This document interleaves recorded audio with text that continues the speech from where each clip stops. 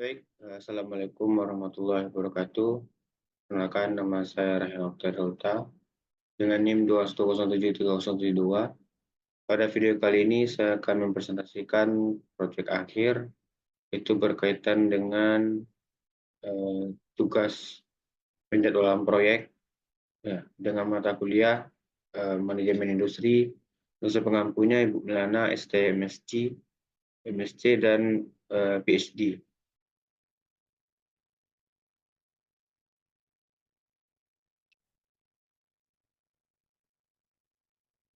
Tugas proyeknya itu tentang beberapa penjadwalan itu beberapa activity, ada sekitar 10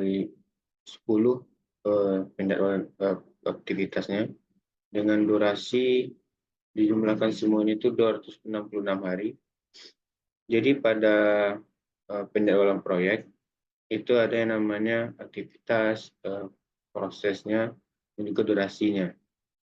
Jadi aktivitas itu ada A, B, C, D, E, F, G, H, I, C.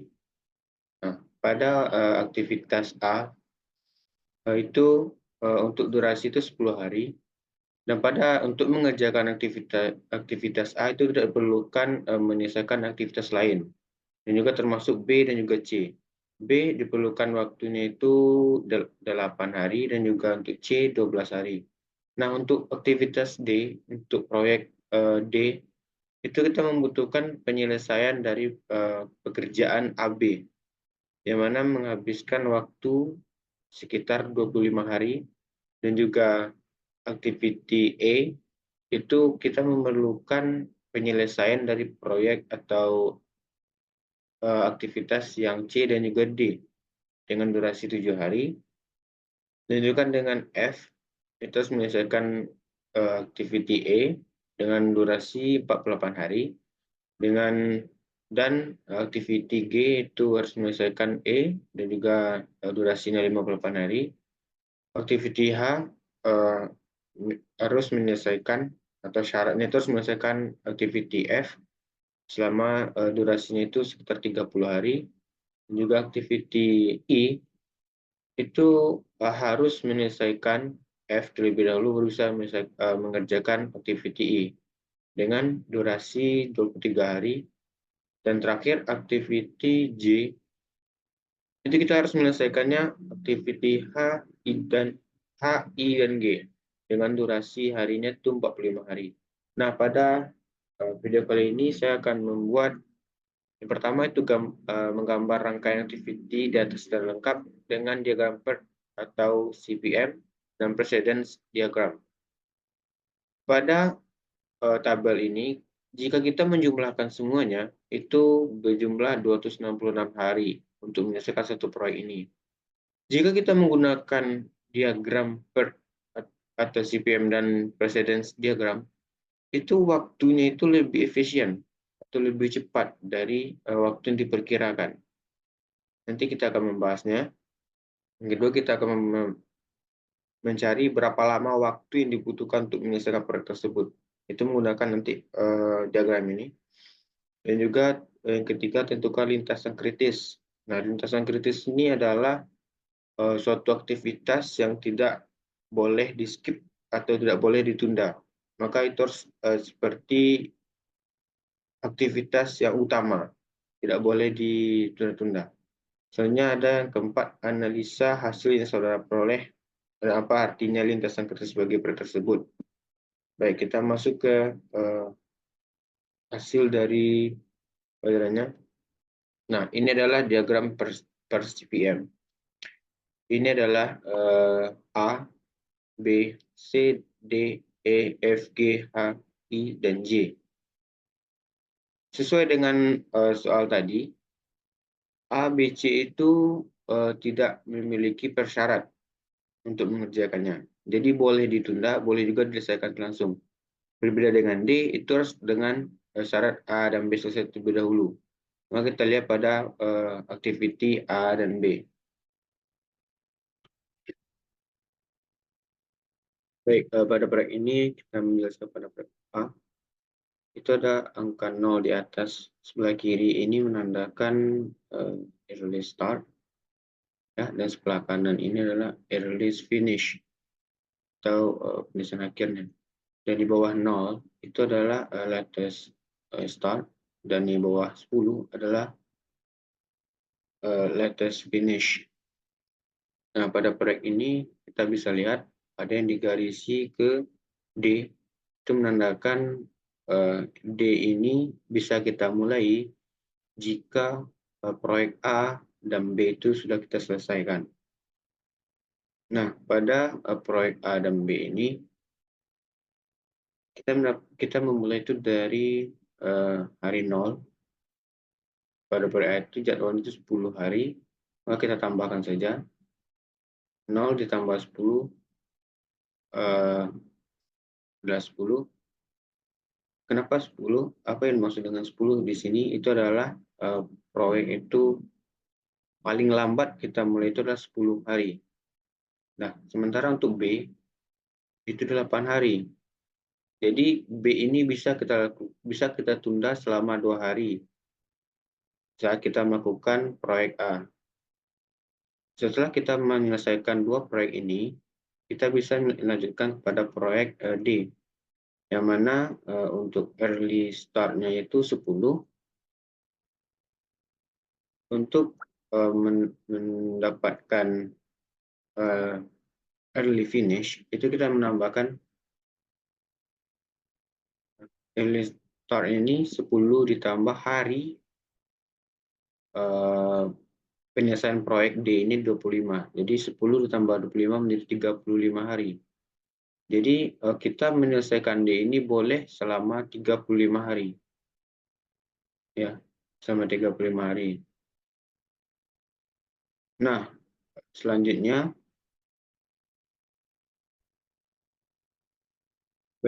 itu pada proyek C. C ini kita memiliki waktu 12 hari, ya. Early start itu dari 0, ditambahkan jadwalnya itu 12 hari, dan early finish-nya itu 12 hari. Jadi kita punya waktu selama 12 hari untuk mengerjakan proyek C. Kenapa dibikin garis ke E? Karena untuk memulai proyek E itu kita harus menyelesaikan proyek C dan juga D. Didapati untuk hasil early start-nya itu 35 hari. Dengan jadwal proyek E itu 7, kita tambahkan saja 35 tambah 7 itu sama dengan 42. Jadi untuk early finish-nya itu bisa selama 42 hari. Nah, selanjutnya kita menyelesaikan proyek F. Proyek F itu kita hanya perlu menyelesaikan proyek E untuk melanjutkan proyek F. Jadi langsung kita pindahkan saja, harinya dimulai dari hari 42, ditambah dengan hari untuk jadwal proyek F48, jadi 90 hari. Oke, selanjutnya kita masuk ke proyek yang G. Proyek G ini membutuhkan syarat proyek E itu selesai terlebih dahulu. Kita pindahkan saja hari terakhir untuk penyelesaian proyek E menjadi 42 hari, ditambah dengan jadwal hari proyek G itu 59 menjadi oh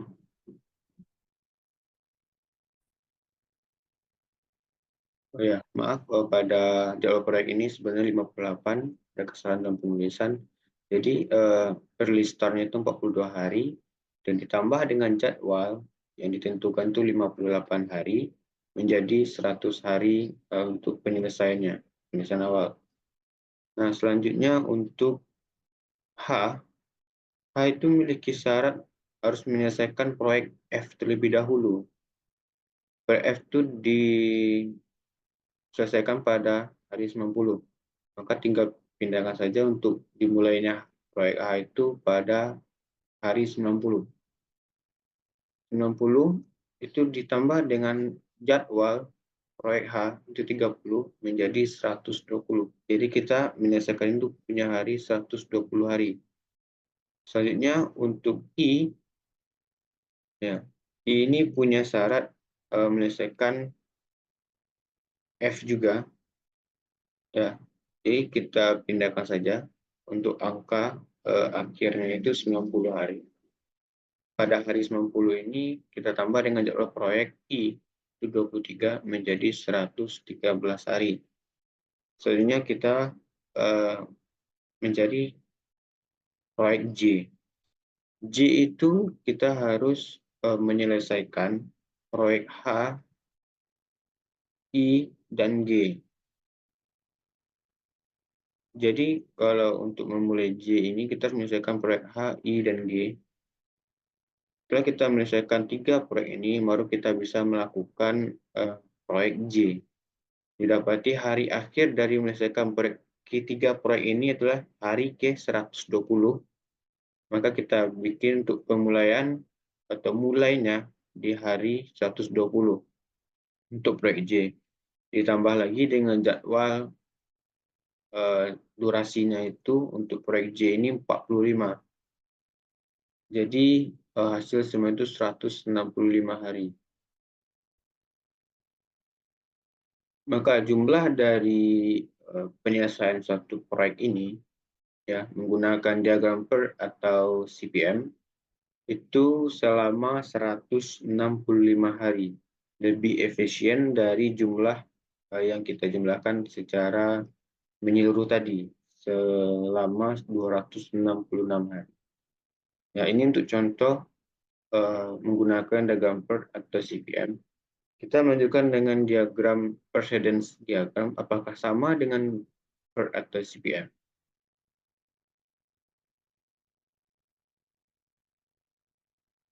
Nah, ini adalah precedence diagram. Posisinya juga sama, tidak jauh berbeda dengan PERT atau CPM. Dimulai dari A, B untuk menyelesaikan D, dan juga untuk menyelesaikan E kita memerlukan C dan juga D. Ya, hari ini tetap sama, penyelesaian juga sama, early start dan juga early finish, latest start dan latest finish. Oh ya, kita harus menjelaskan yang belum menjelaskan bagian latest start ini. Jadi 165 hari ini kita mencari untuk terakhir mulainya. Jadi 165 hari ini untuk jumlah seluruh dari pekerjaan proyek ini dikurangi jumlah proyek dari proyek J ini 45, jadi dapati 120 hari. Ini untuk kita boleh terakhir ya menyelesaikan atau memulai proyek J. Begitupun dengan I itu 97, nah, kita boleh memulainya itu pada hari ke-97, H juga demikian di hari 90, G juga demikian di hari 62, F di hari 42, E di hari 35. Di mana dapati hari-hari ini itu pengurangan dari jadwal proyek yang telah dibuat. Itu kita dapatkan hasil akhirnya itu 165. Jadi proyek J ini kita membutuhkan waktu 45 hari. Nah, jika kita ingin menentukan early start-nya itu, tinggal kita kurangi saja hasil dari latest finish-nya itu dikurangi proyek J, itu dapati latest start-nya. Ya, ini latest start ya, maaf, bukan early start, ini latest start. Atau mulainya yang paling akhir. Oke, kita lanjut ke precedence diagram. Sama saja sebenarnya, hanya berbeda bentukannya dan juga pola-polanya sedikit berbeda. Juga didapati hari akhir itu 165 hari. Ya. Oke, kita masuk ke ya untuk berapa lama waktu itu selama 165 hari ya. Lebih efisien dari durasi yang terpapar di tabel tersebut. tabel tersebut kalau kita jumlahkan itu selama 265 hari. Sementara untuk kita buatkan dalam diagram PPM dan precedence diagram, itu kita lebih mendapatkan pekerjaan lebih efisien, yaitu selama 165 hari. Nah, tentukan lintasan kritis dari proyek tersebut menggunakan diagram.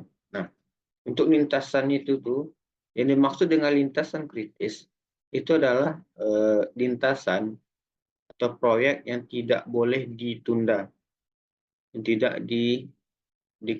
tidak boleh dikerjakan sampingan, dia harus sudah diutama. Apa saja lintasan kritisnya, yaitu A, D, E, F, ya, F dan juga HJ. Ya. Kenapa tidak boleh itu kan? Karena ini adalah dimulainya itu dari awal, dia tidak boleh ditunda-tunda untuk pekerjaannya, karena adalah utama. Untuk A, itu utama. B ini bisa kita lakukan pada hari kedua, ya, hari kedua nih, hari kedua. Untuk pengajian boleh hari kedua. Sementara untuk A tidak boleh, dia harus dimulai dari hari 0, hari kita mulai 0. Kalau B kita bisa mulai dari hari kedua. Nah, setelah itu untuk D, ya, kita bisa mulai dari 10. Nah, untuk E, syaratnya memulaikan proyek E ini adalah menyelesaikan C dan D.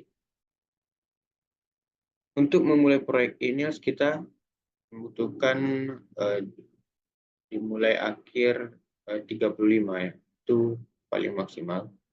Sementara untuk D dan C, D itu kita harus memulai pada hari 10. Sementara C, kita boleh melakukannya pada hari ke-23. Dia tidak harus kita lakukan pada hari 0 atau hari kita mulai kan. Dia boleh kita mulaikan pada hari 23. Jadi C ini bisa kita kerjakan sampingan. Nah, sementara D kita harus lakukan di hari itu juga. Setelah selesai A dan B, langsung kita kerjakan D. Sementara C tidak perlu seperti itu. Oke. Begitu juga selanjutnya untuk lintasan kritis. Selanjutnya kita masuk ke analisa hasil yang saudara peroleh. Apa artinya lintasan kritis bagi proyek tersebut? Jelaskan apa manfaat diketahui jalur kritis. Oke. Nah, untuk analisa sudah kita jelaskan tadi ya. Jadi apa artinya? Itu adalah lintasan kritis ini adalah lintasan yang tidak boleh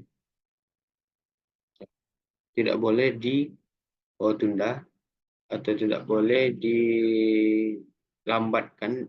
Dia harus menjadi utama penggerak dari proyek tersebut agar proyek tersebut selesai pada waktu yang lebih efisien. Karena kalau kita menundanya, maka waktu akan bertambah terus. Jadi bisa jadi tidak menjadi 165 hari.